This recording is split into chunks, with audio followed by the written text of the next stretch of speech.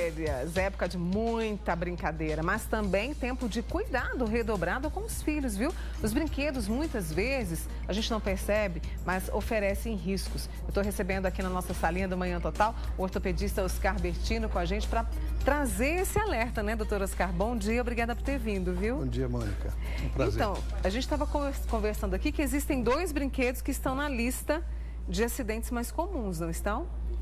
Sim, nós temos os playgrounds, que são públicos, geralmente, ou de clubes, e os aparelhos chamados pula-pula ou cama elástica, que são, na minha opinião, os mais perigosos, porque não existe ainda uma regulamentação definida e uma fiscalização sobre eles com orientação para que sejam usados de uma forma um pouco mais segura. E que tipo de acidente que mais acontece? Por exemplo, quebra uma perna, um braço, machuca o pescoço? Que tipo de acidente mais comum? Bom, no pula-pula, os acidentes mais comuns são fraturas dos membros superiores, do braço, depois fraturas de perna, mas há relatos de casos de fraturas de pescoço e até de morte, fratura de crânio, provocando a morte da criança. E ali todas as idades, praticamente pula-pula, quase todas as crianças podem brincar? Ele é preconizado para crianças acima de 6 anos. 6 anos.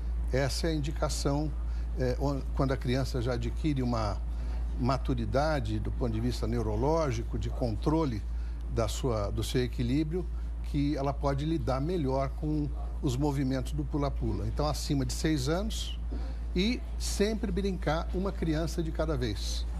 Os acidentes ocorrem com a frequência multiplicada quando há 2 crianças pulando no aparelho. E às vezes há mais, né?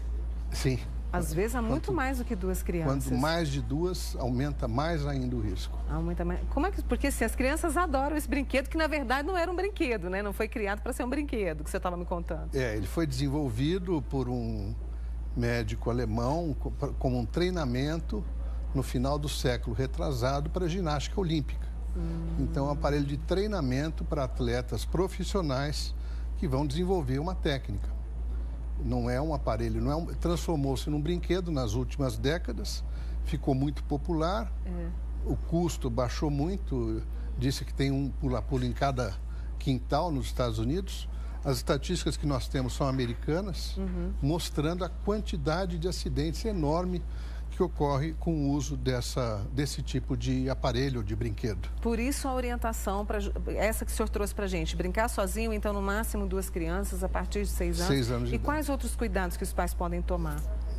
A presença sempre de um adulto por perto, né? Não achar que o pula-pula é um local para deixar a criança lá brincando sozinha, como se fosse um cercadinho, que ela possa ficar lá e depois ir buscá-la. Então, fiscalizar a atividade da criança dentro do aparelho, fiscalizar o aparelho, ver se o aparelho está em boas condições de manutenção, as molas protegidas, se existe aquela tela em volta do aparelho, isso é importante, porque a criança pode cair fora da cama elástica e aí os acidentes são mais graves ainda. E uma criança de cada vez, sempre controlar esse uso, vai minimizar, não vai impedir, mas vai diminuir a quantidade de acidentes. E você falou também de playground, né? Hoje muitas crianças moram em apartamentos, aí descem, vão brincar, e temos também praças públicas, também tem muito acidente e envolvem fraturas. Também uma atividade... Bom, as crianças têm que ter atividade, né? Mas nós, adultos, cabe a nós adultos e às autoridades, definirmos quais são as atividades mais seguras que elas possam fazer. Então, o playground deve ter uma separação entre crianças abaixo de 5 anos e de 5 ou de 6 a 12 anos. São aparelhos diferentes, são medidas diferentes que as crianças vão usar em cada faixa etária. Então, ter áreas separadas. Rarissimamente nós vemos isso, se é que existe essa separação no Brasil. É muito raro. Então, isso possibilita os acidentes ocorrerem com mais frequência. Então, primeira coisa, a separação dos aparelhos. Segundo, que o solo em volta dos aparelhos seja um solo que amortece a queda. Então, um solo de areia ou de grama vai diminuir bastante também o impacto no caso de queda. Existem medidas específicas em relação aos locais onde a criança pode enfiar a cabeça, passar a cabeça. Isso também tem que ser normatizado, tem que ser colocado dentro de um padrão. Também as atividades que as crianças podem fazer com tênis, elas devem usar um tênis, uma proteção para os pés durante as atividades. Né? O espaço em torno dos balanços, é preciso espaço na frente, atrás, para que não atinja nenhuma outra criança que estiver passando nessa região. Que é perigoso também. Exato. Manutenção dos aparelhos, enfim, são vários tópicos que têm que ser cobertos pelas autoridades, seja em condomínios, seja em praças, seja em clubes, que preservam mais livres de acidentes as crianças. Porque as crianças vão querer brincar de qualquer forma. Né, e não cabe a elas essa responsabilidade. É verdade. E o senhor estava falando também que às vezes a criança sofre um acidente, às vezes o médico não é procurado de forma imediata. Se subestima também a fratura, o acidente, o machucado? Não, Mônica, a criança ela tem tipos de fratura diferentes do adulto. Ela tem fraturas que são fraturas que não saem do lugar. Popularmente são chamadas de trincados.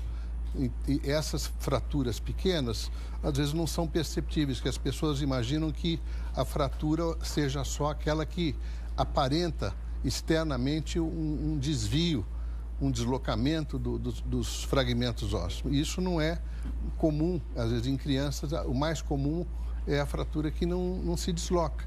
Fica só um inchaçozinho, vamos dizer assim, no osso, no local, e isso já é uma fratura na criança. E ela fica com dor, às vezes, por alguns dias, até que os pais julguem que aquilo realmente é importante e precisa de atendimento médico. Então, a criança sofreu um trauma, sofreu uma queda, tem uma dor localizada em qualquer parte do esqueleto, tem que procurar um profissional. Para evitar sequelas, inclusive, né, doutor Oscar? Felizmente, as sequelas são pequenas, mas o sofrimento da criança vai ser diminuído. Ela vai ficar com dor alguns dias que poderia ser resolvido no primeiro momento. Doutor Oscar, a gente falou de fraturas, e quando a criança bate a cabeça? Porque agora elas correm para lá, correm para cá, às vezes tropeçam, né? Caem. E às vezes os pais, eu acredito que têm muitas dúvidas em relação a isso. Bateu a cabeça, o que eu faço? Tem aquela velha história, não põe para dormir, deixa acordado. Que tipo de cuidado quando em relação aos traumatismos cranianos, a primeira coisa que tem que ser observada é se a criança perdeu a consciência no momento do trauma. Então, verificar se a criança ficou ausente do ambiente, quer dizer, perdeu a consciência, se teve vômitos, e isso vai ajudar a conduzir, se a respiração está normal, isso vai ajudar a conduzir a evolução. Então, nós temos que fazer essa observação e continuar fazendo essa observação ao longo de pelo menos 24 horas. Procurar um atendimento médico, que vai fazer uma avaliação mais aprofundada e, de acordo com o quadro, fazer exames de tomografia, ressonância, para poder, de acordo com cada gravidade. A Sociedade Brasileira de Pediatria, de Ortopedia, tem essa preocupação e essas estatísticas aqui no Brasil também para diminuir cada vez mais esses acidentes graves que acontecem durante brincadeira, doutor Oscar? Não, nós não temos, no Brasil ainda não temos um levantamento sobre acidentes em playgrounds e com pula-pula. Nós pretendemos fazer um levantamento na nossa cidade, mas eu posso te dizer com segurança, com a nossa experiência na universidade, que pelo menos uma criança por dia chega vítima de acidente, ou em playground ou em pula-pula. O olhar atento, a conversa com a criança, tudo isso podem impedir, e claro, todas as outras dicas que o senhor trouxe para a gente também, né? A criança tem que ser protegida sempre, né, Mônica? É o que a gente quer. Deixa eu agradecer ao ortopedista, doutor Oscar Bertini, com a gente aqui hoje, falando sobre, alertando principalmente, para deixar a brincadeira da criança cada vez mais segura. Obrigada, viu, doutor Oscar? Eu que agradeço. Volte sempre amanhã total e boa semana. Obrigado. Obrigada.